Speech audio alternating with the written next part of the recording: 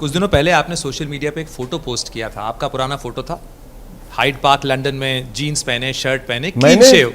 हाँ आप ही का। मैंने फोटो। हाँ आप ही का था। अच्छा, बड़ा स्मार्ट लग रहा था फोटो। अभी नहीं लगते स्मार्ट। नहीं अभी भी स्मार्ट है आप। आपको सर्टिफिकेट क्यों चाहिए? नहीं मुझे नहीं चाहिए। हम फिर आप क्यों पूछ रहे हैं कि मैं अरे भाई वो certificate क्लीन शेव स्मार्ट बोल रहे हैं एक ही सांस में, तो हम ये कह रहे हैं कि भाई दाढ़ी तो देश के प्रधानमंत्री दाढ़ी को नहीं है, स्मार्ट इसलिए बोलने से अच्छा मतलब ये उनको नहीं नहीं है होता दाढ़ी, कि अभी हाँ, आपको भी नहीं है। हाँ इसीलिए हम लोग कह रहे हैं। अच्छा तो आप स्मार्ट हैं, हम नहीं हैं। आप अपने लिए पढ़ने के लिए बैरिस्ट्री करते हैं, लंदन जाते हैं, आपके परिवार अच्छे स्कूल भी चलाता है, एक्सेलेंट स्कूल चलाता है, लेकिन मदरसों के अंदर अगर पढ़ाई का स्टैंडर्डाइजेशन हो जाए, आप राजनीति करते हैं तो आप भेष भी बदलते हैं, आप जो है हिजाब की पैरवी भी करते हैं, स्कूलों के अंदर आप उस तालीम का के लिए कॉन्स्टिट्यूशनल प्रोटेक्शन की बात करते हैं, लेकिन अगर स्टैंडर्डाइजेशन हो जाए, अगर सर्वे होता है, ठीक है कहाँ सर्वे होता है, लेकिन सर्वे से स्टैंडर्डाइजेशन हो जाए, इसकी मांग क्यों नहीं आप करते? कर ही नहीं सकते ना। नहीं क्यों नहीं कर सकते? आप नहीं कर सकते। आप आर्टिकल 30 को पढ़ा करिए।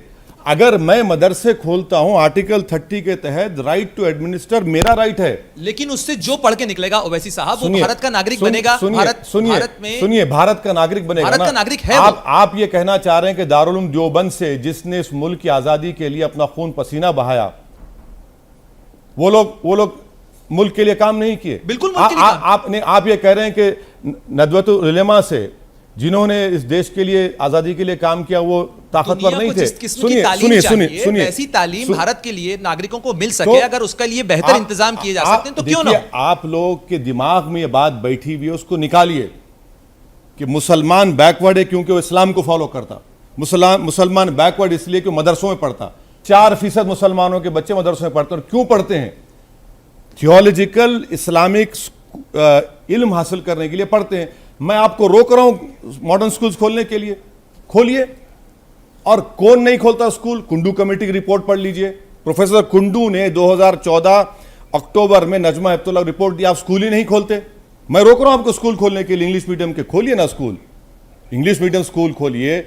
आप स्कूल फीस का इंतजाम करिए। पार्लियामेंट में मैंने कई मरतबा कहा, मेरी स्टैंडिंग कमेटी की रिपोर्ट जो मैं मेंबर था, हमने कहा कि मोदी जी 2000 करोड़ एक्स्ट्रा दीजिए माइनॉरिटी मिनिस्ट्री को, ताकि स्कॉलरशिप डिमांड ड्रिवन हो जाए। 4% बच्चे मदरसों में पढ़ते हैं, आप बोलते हैं कि देश के लिए खतरा, देश के लिए मजबूत। अरे भाई वो किस लिए पढ़ रहे हैं? इमाम बनने के लिए, मुझे गाइड करने के लिए। उसमें तकलीफ की बात है। मुझे ये बताइए कि क्या भारत में 2 संविधान हो सकते हैं? जहां कॉन्स्टिट्यूशन है जो हम लोगों ने रेटिफाई किया है, क्या इसमें शरीयत की कोई स्कोप है, कोई जगह है? अच्छा आपके शरीयत के माने क्या आपको बता दीजिए। आप मुझे बताइए, शरीयत का मतलब इस्लामिक लॉ है कि नहीं? इसका मतलब ये है कि इसका मतलब ये है कि आप जानते नहीं है। नहीं आप जानते नहीं है। आपसे पूछ रही हूं, आप जानते ही नहीं है। आपसे पूछ रही देखिए हूं, फैमिली आप मैटर, बताइए। मैं बता रहा हूं, सुनिए आप। फैमिली मैटर्स में लॉ है, हम मानते हैं लॉ को। लॉ है ना, तो लॉ तो कॉन्स्टिट्यूशन का हिस्सा हो गया। अब सुनिए मेरी बात, है ना, लॉ है ना, कॉन्स्टिट्यूशन का हिस्सा हो गया, नहीं हुआ?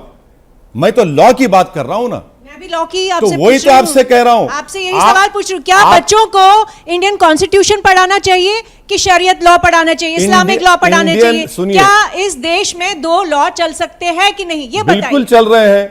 मुस्लिम मैरिज एक्ट रिकॉग्नाइज्ड है, कॉन्स्टिट्यूशन का हिस्सा है ना। आपने ट्रिपल तलाक को बैन किया, दूसरों को बैन नहीं किया क्योंकि लॉ है उसका। आप बोलिए देश में 2 कानून, अब आपका जवाब दे रहा हूं, अब आप रुक जाइए। सीआरपीसी में आईपीसी अमेंडमेंट्स नहीं होते हैं। राजा राम मोहन राय कहां पढ़े थे? मदरसे में पढ़े थे। आपकी इत्तला के लिए, आपके इल्म इजाफे के लिए कह रहा हूं, राजा राम मोहन राय मदरसे में पढ़े थे।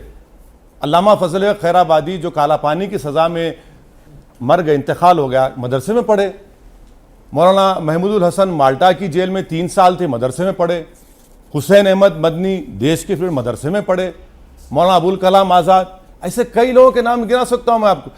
आप अपने दिमाग से इस बात को निकाल दीजिए कि मदरसे में पढ़ने वाला वो बैकवर्ड होता नहीं होता है। बैकवर्ड इसलिए होता है क्योंकि सरकारें इंटेलेक्चुअल डिसऑनेस्ट होती हैं। आप स्कूल खोलिए ना, मॉडर्न स्कूल खोलिए, कौन रोक रहा है आपको? देखिए, पर इसमें अगर आप देखें मदरसा स्कूल है, पर स्कूल के 2 थॉट्स है ना। एक तो देवबंद और नदवा वाली बात होती है, दूसरा कहते हैं कि भाई आप अलीगढ़ मुस्लिम यूनिवर्सिटी है, जामिया है, वहाँ पढ़ाइए। ये 2 अलग हैं। तो इसमें आप किस तरफ खड़े होते हैं? आप चाहते हैं कि दोनों होनी चाहिए? बिल्कुल दोनों होनी चाहिए, कि बुरी बात क्या है?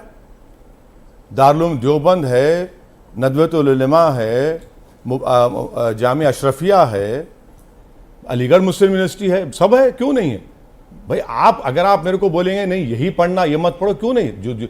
जिसको जो पढ़ना है पढ़ेगा वो। मगर आपके दिमाग में ये बात बैठी हुई है, मेरे दिमाग में कोई बात आपसे नहीं, सबसे कह रहा हूं कि भाई इस्लाम की वजह से बैकवर्ड होता है मदरसे, भाई वो बात नहीं है।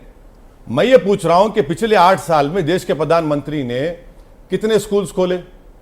अच्छा वो स्कूल छोड़ दीजिए, आप 2000 करोड़ दीजिए, डिमांड ड्रिवन करिए स्कॉलरशिप को।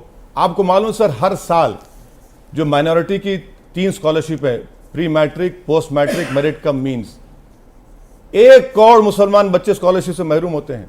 इतना जज्बा है पढ़ने के लिए। ये स्टैंडिंग कमेटी की रिपोर्ट मेंबर था मैं। आप देते नहीं हैं, आप दीजिए ना, फिर देखिए क्या होता है।